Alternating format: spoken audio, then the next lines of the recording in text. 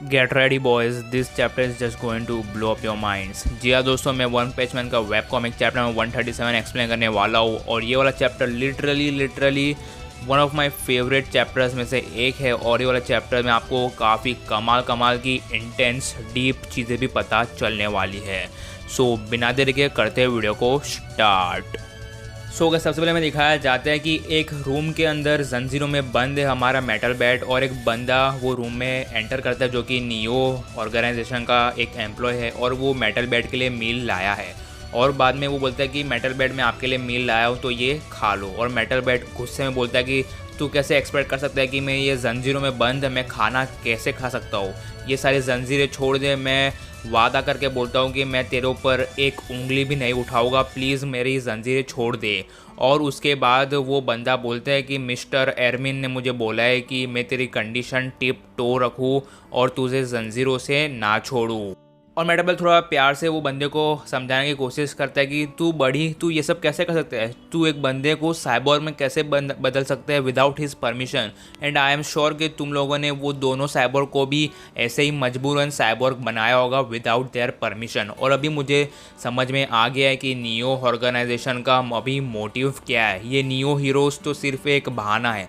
तुम लोग तो सच में काफ़ी ज़्यादा बैड हो, और तुम लोग का मैनेजमेंट थर्ड क्लास है, और तुम लोग के मोटिव्स भी काफ़ी ज़्यादा गलत है। और ये बातों बातों में ही और दो रोबोट्स यानी कि साइबोर्ग आ जाते हैं, वरना हम ये भी बोल सकते हैं एम्प्लॉयज़ आ जाते हैं। और वो लोग बोल रहे हैं कि अभी हम लोग सर्जरी को एडमिनिस्टर करने आए हैं। और उसके बाद हमें वो दो बंदे दिखाए जाते हैं जिसके साथ मेटल बैट ने फाइट करी थी, और उन दोनों की वजह से अभी मेटल बैट की ये हालत है। और उसके बाद उसमें से एक बंदा बोलता है जो कि एक साइबोर्ग है ऑब्वियसली, और वो बोल रहा है कि तू तो अभी भी काफ़ी ज़्यादा एनर्जेटिक लग रहा है मुझे, you will make a such a great cyborg warrior. और उसके बाद हमारा मेटल बैट वो जंजीरों से बाहर निकलने की कोशिश करता है, बट सब कुछ नाकामयाब है क्योंकि वो अभी काफ़ी ज़्यादा वीक है। और उसके बाद वही बंदा बोलता है जो साइबोर्ग अभी एंट्री किया, वो बोलता है कि मुझे लग रहा है कि तुझे अभी फाइट करनी है मेरे साथ वापस से, सेकंड मैच लगाना चाहता है क्या तू, और ये कंडीशन में तो तू तो एक सेकंड में मेरे सामने हार जाएगा जैसे तू पहले हारा था। और उसके बाद काफ़ी ईवल लुक दिखा के मेटल बैट बोलता है वो बंदे को, मैं कभी मैच हारा ही नहीं था क्योंकि मैंने मैच को स्टार्ट किया ही नहीं था। और मैंने तो कभी सोचा भी नहीं था कि तुम लोग इतने ज़्यादा फालतू और चीप मूव्स यूज़ करोगे, कि तुम लोग ने मुझे काफ़ी ज़्यादा क्लमजी और काफ़ी ज़्यादा फ्रजाइल बैट दिया था जो कि टूट गया था बैटल के दौरान बिटवीन यू एंड मी। और मुझे अभी तुम लोग की सब टैक्टिक समझ में आ गई है क्योंकि तुम लोग ने मुझे जानबूझ के ये बैट दिया था, और उसके ऊपर सिर्फ कोट लगाया था कि ये हाई परफॉर्मेंस बैट है ताकि तुम लोग मेरे दिमाग के साथ खेल जाओ और आप तुम लोग मुझे ट्रिक कर पाओ। और मानना पड़ेगा तुम लोग ने लिटरली मुझे फूल कर दिया था वो बैट के बारे में। और अब हमें पास्ट का सीन दिखाया था जहाँ पे मेटल बैट के हाथ में उसका बैट है और वो अभी परफेक्टली फाइन दिख रहा है, और ऐसा लग रहा है कि उसके पीछे अभी जो दो साइबोर्ग्स है वो दोनों साइबोर्ग्स को प्रोटेक्ट कर रहा है। और अभी वो किसी को बोल रहा है कि मैं तुम लोग को जान से नहीं मारूंगा, बट तुम लोग रेडी होना क्योंकि तुम लोग को काफ़ी ज़्यादा पेन झेलना पड़ेगा। और उसके बाद हमें वही दो बंदे दिखाया जाते हैं जो कि अभी प्रेजेंट में अभी मेटल बैट के सामने है, जब मेटल बैट अभी जंजीरों में बंद है। और ये सारे शायद से डॉक्टर्स या साइबोर्ग या एम्प्लॉय जो भी बोलो, सो अभी मेटल बैट ये दोनों के साथ फाइट करने वाला है। और उसमें से वो वाला बंदा जिसके बाल अजीब से है, तो मैं उसको क्रैब हेयर वैसा ऐसा कुछ बोलूँगा, क्रैब वाला एम्प्लॉय बोलूँगा क्योंकि उसके बाल देखो ना ऐसा क्रैब जैसे है। तो वो बोलते हैं मेटल बैट को, जो श्योरली काफ़ी ज़्यादा एनर्जेटिक और काफ़ी ज़्यादा पावरफुल लग रहा है after all being a lower class S class hero, और तो काफ़ी ज़्यादा एक्साइटेड लग रहा है हमारे साथ बैटल करने में। और उसके बाद उसके बाजू वाला बंदा बोलता है कि तू अभी रुक जा क्रैब, मैं इसको संभालता हूँ। और उसके बाद मेटल बैट दे धनाधन छक्के पे छक्का चौके पे चौका मारते रहता है वो साइबोर्ग को, बट वो साइबोर्ग अभी हार नहीं मानता है। बट हमारा मेटल बैट भी हार नहीं मानते हैं और वो धनाधन देते रहता है, बट वो साइबोर्ग कुछ नहीं कर पाता है। वो सिर्फ और सिर्फ डिफेंस कर रहा है, बट वो अटैक नहीं कर पा रहा है क्योंकि हमारा मेटल बैट की स्पीड काफ़ी ज़्यादा लाजवाब है। और उसके बाद वो क्रैब वाला बोलता है वो वाले साइबोर्ग को जिसका नाम होता है डिस्ट्रो। सो वो क्रैब वाला डिस्ट्रो को बोलता है कि मुझे लग रहा है कि तू अभी काफ़ी ज़्यादा डैमेज ले चुका है क्योंकि मेटल बैट ने काफ़ी कमाल के इम्पैक्ट्स तेरे ऊपर एग्जीक्यूट किए, और मुझे लग रहा है कि तेरा मशीन कभी भी फेल हो सकता है। और एक नॉर्मल इंसान कुछ लिमिट तक ही पावर जनरेट कर पाता है, कुछ लिमिट तक ही टन का फोर्स वो एग्जीक्यूट कर पाता है। बट ये मेटल बैट काफ़ी कमाल का है और वो लिमिट को भी एक्सीड करता है, इसलिए इसको एस क्लास हीरो बोलते हैं। और मुझे लगता है कि ये सारे के सारे एस क्लास वाले हीरोज़ काफ़ी ज़्यादा कमाल के और पावरफुल है। और उसके बाद वो बंदे को जिसका नाम है डेस्ट्रो, उसको एक ओपनिंग पॉइंट मिल जाता है और उसका वो पहला अटैक एग्जीक्यूट करता है मेटल बैट की तरफ, जिसका नाम होता है स्पैरिंग टॉर्नेडो। और बट हमारा मेटल बैट उसको इजीली डिफेंड कर पाता है उसके अटैक को। और ये देखने के बाद डिस्ट्रो काफ़ी ज़्यादा शॉक्ड हो जाता है, बोलता है कि उसने तो मेरा अटैक भी डिफेंड कर लिया, बट अभी वो इलेक्ट्रोक्यूटेड हो गया, इसलिए थोड़े सेकंड तक मेरे पास टाइम है उसके ऊपर अटैक करने का, and I can't let my guard down. और बाद में वो अपना हाथ आगे बढ़ाता है, पोजीशन लेता है ताकि वो मेटल बैट का डायरेक्टली हार्ट उसकी बॉडी में से बाहर निकाल दे। और ये शायद से जुजुत्सु काइसन जैसा ही सीन हो जाता, बट अनफॉर्चुनेटली वो डिस्ट्रो के लिए हमारा मेटल बैट काफ़ी ज़्यादा रिस्पॉन्सिव है, तो उसने तुरंत ही अपना बैट दे मारा डिस्ट्रो के सर के ऊपर और वो डिस्ट्रो ज़मीन के अंदर धंस गया। और बाद में उसका बैट भी टूट गया मेटल बैट का। और मेटल बैट बोलता है कि क्या ये बैट टूट गया और इसके अंदर से धुआं भी निकल रहा है, ये क्या घटिया बैट दिया है ये साले पागल नियो हीरोज़ ने। बट तुरंत ही पीछे से वो क्रैब वाले साइबोर्ग ने हमारे मेटल बैट के ऊपर कुछ डार्ट्स फेंक मारे, जो कि हमने प्रीवियस वाले चैप्टर्स में भी देखा था। और ये वाले डार्ट्स पॉइजनस होते हैं, जिसकी वजह से हमारा मेटल बैट बेहोश हो गया। और बाद में वो क्रैब वाला बोलता है cyborg, it's over now, you are off your guard distro. बाद में दूसरे दो साइबोर्ग्स आ जाते हैं। तो मैं पहले जो बोला था, जो मेटल बैट ये वो दो साइबोर्ग्स की मदद कर रहा था, एक्चुअली ये दोनों भी मेटल बैट से फाइट कर रहे थे। तो उसके बाद वो दो साइबोर्ग्स आ जाते हैं, बोलते हैं कि अभी हमें इसको और नहीं उकसाना चाहिए, द बेस्ट वे और इन द एफिशिएंट वे होगा कि हम लोग इसको कहीं बंद कर दे ताकि ये एक जगह पे रह के सो जाए। और उसके बाद हम वापस से प्रेजेंट में आ जाता है और वो बोल रहा है कि अगर मैं पीछे की चीज़ें याद करूँ तो मेरे हिसाब से the bat wasn't the fault. मेरे हिसाब से मैं बैटल के बीच में थोड़ा बहुत सो गया था, वरना तो मैं बैटल कंटिन्यू कर पाता और तुम लोग को ईजिली हरा देता। और उसके बाद वो क्रैब वाला घमंडी साइबोर्ग बोलता है कि तू क्या बोल रहा है कि हमारे वाले बैट्स काफ़ी ज़्यादा फ्लिमजी है, यानी काफ़ी ज़्यादा वीक है, ऐसा कुछ भी नहीं है, तुझे उसको यूज़ करना नहीं आ रहा था। और उसके बाद वो मिस्टर बैड को बोलते हैं कि चलो अभी हम इसकी सर्जरी के लिए रेडी कर देते हैं और उसको पूरा का पूरा ट्रांसफॉर्म कर देते हैं इनटू साइबोर्ग। और उसको कुत्ते की तरह बांध के, उसको कुत्ते को रस्सी नहीं बांधते वैसा ही उसको खींच के लेके जा रहे हैं। और वो हमारा मेटल बैट बोल रहा है कि for some reason my powers drain, यानी कि उसको थोड़ी बहुत वीकनेस महसूस हो रही है। और उसके बाद डिस्ट्रो बोलता है कि डेफिनेटली होएगी, हम लोग ने तुझे जानवरों वाला इंजेक्शन दिया है जो कि बड़े वाले जानवरों को देता है, बट तू ये हालत में अभी ये इंजेक्शन के बाद भी चल पा रहा है, ये लिटरली काफ़ी ज़्यादा अप्रिशिएटेबल है। क्योंकि अगर हम किसी को भी ये वाला इंजेक्शन देते वो तो उठ भी नहीं पाता है, बट तू बोल पा रहा है इतना एनर्जेटिकली और चल पा रहा है, काफ़ी ज़्यादा पावर है मेटल बैट के अंदर। और बाद में वो लोग वो साइंटिस्ट वाले रूम में पहुंच ही जाते होते और वो लोग उसको साइबोर्ग में ट्रांसफॉर्म करने वाले होते, वो रूम के अंदर एंटर करवाने वाले होते मेटल बैट को। बट तुरंत ही हमारा ब्लू आ जाता है और बोलता है कि तुम सब लोग यहाँ पे क्या कर रहे हो। और ये सही टाइम पे ब्लू की एंट्री हो गई।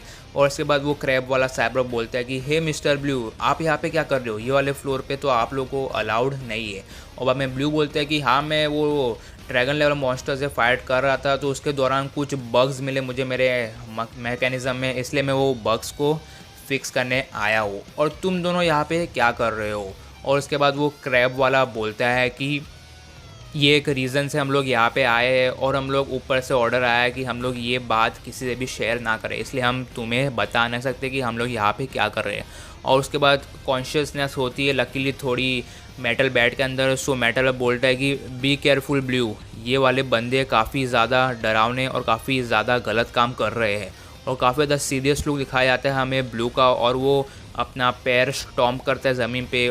और पीछे से एक बंदा आता है और बोलता है allow me to explain Blue, ये सब अभी क्या चल रहा है। और उसके बाद हमें वो बंदे का सीन दिखाया जाता है जिसके आजू बाजू 4 ह्यूज जाइंटेंटिक बॉडीगार्ड्स है और वो ऐसे स्वैग में चल के आ रहा है। और बाद में हमारा मेटल बोलता है कि ये कौन है ऐसा डरावना बच्चा, मतलब ऐसा डरावना बंदा कौन है। अब हमें क्रैब मेटल बैट को बोलता है अच्छा तू इससे मिला नहीं है इसलिए तू ऐसा रिएक्ट कर रहा है। सो ये वही बंदा है जिसने नियो हीरोज़ को फाउंड किया था, यानी कि इनडायरेक्टली और directly the founder of neo heroes. And then the first hero he reached out to was Blue, और उसके बाद ये पूरी नियो ऑर्गेनाइजेशन खड़ी हुई और इसका नाम है mister fuzzy, the neo hero leader fuzzy. और उसके बाद वो 4 बॉडीगार्ड से 2 बॉडीगार्ड मेटल बैट को ऐसा बोलते हैं कि मतलब उसकी पिछले की हिस्ट्री बताया था कि ये मिस्टर फजी एक्चुअल में कौन है। और उसके बाद मिस्टर फजी बोलता है कि सबसे पहले मुझे अपोलोजाइज़ करने दो मेटल बैट को, I am sorry metal bat. और उसके बाद वो एक्सप्लेन करने लग जाता है कि वो सॉरी क्यों बोल रहा है। हमें फजी बोलते हैं मेटल बैट को कि मैंने किसी को भी परमिशन नहीं देती कि तेको कोई भी साइबॉर्ग में कन्वर्ट करे, और साइबॉर्ग में कन्वर्ट करने के लिए 3 कंडीशंस आती है। Number 1 as a part of resuscitative measures, number 2 अगर ब्रेन सेल्स में कोई ऐसी वेव्स जनरेट हो रही है जिससे डेंजरस थॉट्स आते हैं तो उसको फिक्स करने के लिए हमें साइबॉर्ग बनाना पड़ता है, और नंबर 3 अगर हमें किसी बंदे की एबिलिटी और उसके पंचेस या भी जो भी मूव्स है उनको इम्प्रूव करना रहता है तभी हमें उन बंदे को साइबॉर्ग बनाना रहता है। But out of this 3 condition two fit and fine है और तुझे साइबॉर्ग बनाने की कोई भी ज़रूरत नहीं है, इसलिए शायद से ये दोनों बंदे को थोड़ी मिसअंडरस्टैंडिंग हो गई है। और हमें चिल्ला के और शॉक होकर मेटल में बोलता है मिसअंडरस्टैंडिंग क्या बोल रहे हो तुम, अगर तुम अभी ये टाइम पे नहीं आ जाते तो क्या हो जाता मेरा, ये दोनों बंदे तो मुझे साइबॉर्ग बना देते। तो क्या तुम्हारे सिक्योरिटी गार्ड्स इतनी बड़ी मिसअंडरस्टैंडिंग कर सकते हो, तुम्हें पता भी है मेरे ऊपर क्या बीत रही थी। और उसके बाद ब्लू बोलते हैं कि ये दोनों जो गार्ड्स है वो लोग कम्प्लीटली आउट ऑफ क्लियर है, उनका कोई ऐसा पर्सनल इंटेंशन नहीं था, और मिस्टर फजी ने ये दोनों को एज अ सुपरवाइज़र रखा था, बट ये लोग ने काफ़ी ज़्यादा लिमिट तोड़ दी है। और थोड़ा बहुत डांटता है ब्लू उनको और बोलते हैं कि तुम लोग ये सारे के सारे रूल्स ब्रेक कर रहे हो, तो मुझे ऐसा लग रहा है कि तुम्हारे ऊपर ही कुछ सुपरविजन्स होना चाहिए।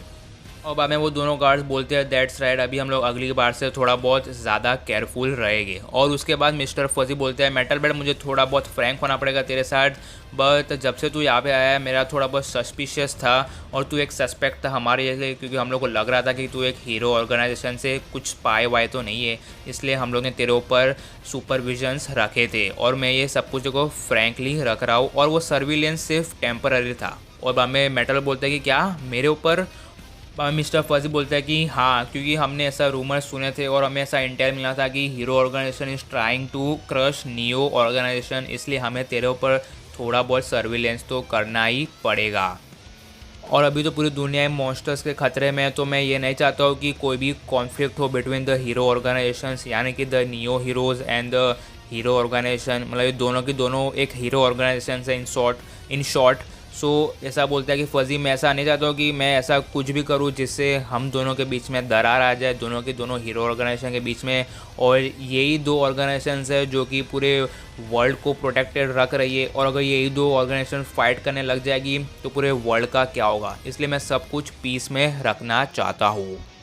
और आगे फजी बोलता है कि no offence to you Metal Bat, अभी भी हमारा पूरा सस्पिशियस गया नहीं है, पूरा अभी हमारा तेरे ऊपर से भरोसा अभी आया नहीं है कि तू भी अभी स्पाई नहीं है हीरो ऑर्गेनाइजेशन का, इसलिए अभी हम तुझे वापस से मतलब एक रूम के अंदर बंद रखेंगे क्योंकि हमें कुछ और रिसर्च करनी है तेरे बारे में। But I will make sure कि हम लोग तुझे अच्छी तरह से ट्रीटमेंट दे, खाना पानी सब कुछ देंगे, और हम तेरी फैमिली को भी प्रोटेक्ट करेंगे। और उसके बाद वो क्रैब वाला मॉन्स्टर बोल रहा हूँ, वो क्रैब वाला साइबॉर्ग वो भी फाइनली मेटल बैट को सॉरी बोल देते हैं, और मेटल बैट बोलते हैं कि क्या तुम अभी भी मुझे सस्पेक्ट कर रहे हो। भाई वापस से हमारा मेटल बैट अपने ही अंदाज में आ जाता है और बोलता है कि तुम लोग की कोई औकात नहीं है मेरे ऊपर सस्पेक्ट करने की, और तुम लोग की क्या औकात है, तुम लोग मुझे एक रूम में बंद करो, जब मेरी मर्ज़ी होगी तो मैं रूम में जाऊँगा, नहीं होगी तो मैं बैटल ग्राउंड में जाऊँगा, और तुम लोग को जो भी अपना फालतू सा रिसर्च और लॉजिक वॉजिक लगाने का है I will support you some time, but तुम लोग की कोई औकात नहीं है कि तुम लोग मुझे कंट्रोल कर पाओ। और उसका अगला वाला सीन काफ़ी ज़्यादा गूज़बम्स वाला है कि तुरंत ही वो सारी की सारी जंजीरें एक ही फ्लिंच में वो तोड़ देते हैं मेटल बैट, यानी कि उसके पास अभी भी पावर बची थी इतनी ज़्यादा। रिगार्डिंग दैट उसके ऊपर वो इंजेक्शन लगाया था वो क्या बोलते हैं एनिमल्स वाला, बट तो भी उसके अंदर इतनी ज़्यादा पावर्स बची थी कि उसने वो सारी की सारी जंजीरें अपने हाथों ही तोड़ दी। और ये देखने के बाद सारे के सारे जो बंदे खड़े थे उधर वो शॉक्ड हो जाते हैं, और बाद में वो पीछे मुड़ जाता है और पीछे लॉबी में चलने लग जाता है। और उसके बाद फजी थोड़ा बहुत कंफ्यूज हो जाता है और बोलता है कि मेटल बैट अभी तू कहाँ पे जा रहा है। और बाद में हमारा मेटल में बोलते हैं कि तुम लोग मुझे सस्पेक्ट मानते हो ना, इसलिए मैं अभी गुड बॉय बन के तुम लोग के रूम में जा रहा हूँ। बट भूलना मत, तुम लोग ये अकेले नहीं हो जो पनिश कर सकते हो, मेरे अंदर भी इतनी कैपेबिलिटी है कि मैं ख़तरनाक से ख़तरनाक पनिशमेंट तुम लोग के लिए रख सकता हूँ। और उसके बाद हमें मैफॉय, अरे मैं कौन है यार, इसका नाम भूल गया, मैकॉय का सीन दिखाया जाता है जो कि अभी लेबोरेटरी में है विथ मिस्टर फजी। और मिस्टर फजी बोल रहे हैं कि जितना डैमेज मेटल बैट लेता है उससे भी ज़्यादा, उससे भी कई ज़्यादा वो अपनी एनर्जी को सर्च कर पाता है, और ये काफ़ी बड़ी पावर है इसकी और काफ़ी ज़्यादा एडवांटेज है for metal bat. And the main thing is he also loves his family from bottom of his heart. So ये एक इसकी थोड़ी बहुत वीकनेस है। And to win over him, हमें ये दोनों पॉइंट्स को काफ़ी ज़्यादा गंभीरता से रखना और दिमाग में सोचना पड़ेगा। और उसके बाद वो मिस्टर फजी बोलते हैं कि मैफॉय को कि तूने काफ़ी अच्छा काम किया कि तू ये सारी इंटेल कलेक्ट कर पाया फ्रॉम हीरो ऑर्गेनाइजेशन, और इन फ्यूचर मैं तुझे अपना राइट हैंड भी बना सकता हूँ क्योंकि तूने काफ़ी ज़्यादा अच्छा कंट्रीब्यूट किया है नियो हीरोज़ में।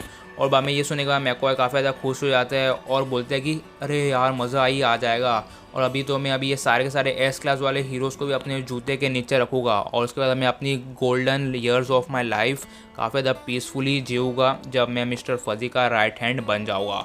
और उसके बाद हमें ब्लू का सीन दिखाया जाता है जो कि एक बिल्डिंग के छत के ऊपर बैठा है और काफ़ी थॉटफुल थॉट प्रोसेस कर रहा है, और वो अपने दिमाग में सोच रहा है कि अगर हम दोनों फॉर्मर अलायंस बन गए, यानी कि दोनों के दोनों ऑर्गेनाइजेशन के बीच में अगर हम दोस्ती बना ले तो ये काफ़ी ज़्यादा अच्छी बात हो जाएगी फॉर ह्यूमैनिटी।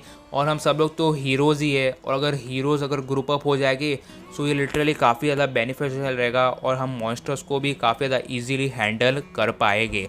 सो मैं सोच रहा हूँ कि मैं ऐसा कोई टॉप हीरो सोचूँ जिससे मैं कांटेक्ट कर पाऊँ और वो लोग अपने हीरो अथॉरिटीज़ को कन्विंस कर पाए ताकि हम दोनों एलाइज बन पाए। तो बाद में उसका थॉट आता है कि क्या मैं टॉर्नेडो से बात करूं, और बाद में वो बोलता है कि नहीं नहीं टॉर्नेडो काफ़ी ज़्यादा रूड है, तो क्या मैं किंग से बात करूं, बट किंग को तो मिलना काफ़ी ज़्यादा मुश्किल है और किसी को भी पता नहीं है कि वो कहाँ पे रहता है, और उसके घर पे भी जाएगा तो क्या मालूम वो मिलेगा तो नहीं।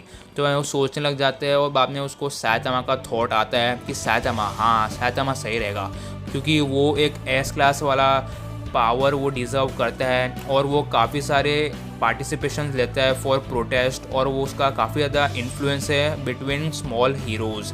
सो मेरे हिसाब से सैतामा सही रहेगा और मुझे अपना मैसेज सैतामा को ही पास करना पड़ेगा। सो गाइस यहीं पे ये वाला चैप्टर एंड हो जाता है। थोड़ा बहुत फंबल हो गया था, थोड़ा बहुत नहीं एक्चुअली काफ़ी ज़्यादा फंबल हो गया था क्योंकि पिछले 45 मिनट से मैं कंटिन्यूस रिकॉर्ड कर रहा हूँ। बड़े चैप्टर काफ़ी ज़्यादा बड़ा था तो मैंने थोड़ी बहुत डिटेल्स भी मिस करी है, बट वो इतनी ज़्यादा इंपॉर्टेंट नहीं थी। सो आई होप आपको वीडियो अच्छी लगी, लाइक शेयर सब्सक्राइब कर देना और इंस्टा पर भी फॉलो कर देना। Till then bye bye and sayonara.